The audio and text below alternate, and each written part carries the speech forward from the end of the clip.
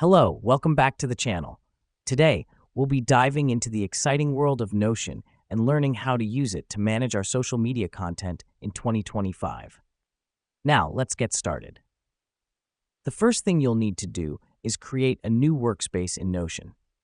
This is going to be your command center for managing all your social media content.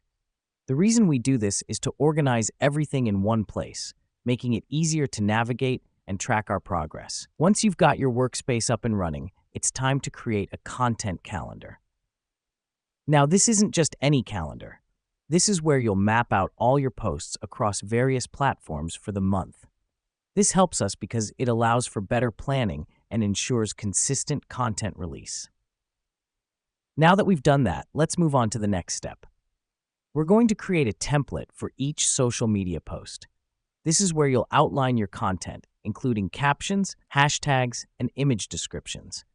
The reason we do this is to streamline our content creation process and maintain a consistent brand voice across all platforms. Next up, we're going to set up reminders for each post. Notion allows you to set alarms for each task, ensuring you never miss a post. Let me explain why this matters.